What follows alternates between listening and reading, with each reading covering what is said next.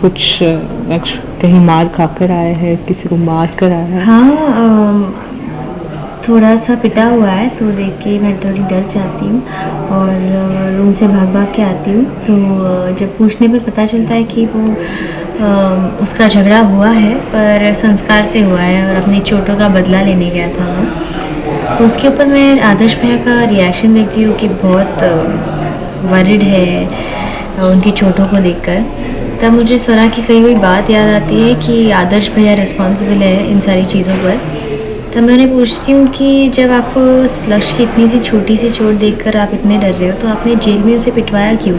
If this was whole a plan and it was सारा कुछ fake था तो आपने जानबूझकर making it a part of the plan उसे पिटवाया क्यों? तो ये एक जो जैसे ही मैंने घर पे एंटर भी किया था भाभी और भैया का इतना जेन्युइन अच्छा बिहेवियर माँ पापा की तरफ देखकर मैंने वैसे भी बिलीव नहीं किया था। और अब मुझे थोड़ा ज़्यादा शक हो रहा है उन पर कि all that is happening here is not how it looks like.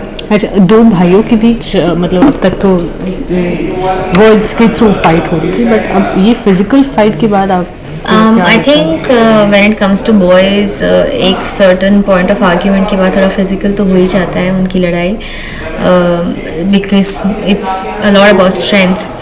तो दोनों भाइयों के बीच भी होता है और लक्ष्य क्योंकि इतनी बुरी तरह से पिट के आते हैं and he so badly wounded कि वो बदला लेने जाते हैं। तो जैसे ही वो संस्कार को देखते हैं वो उन्हें पीटने लग जाता है।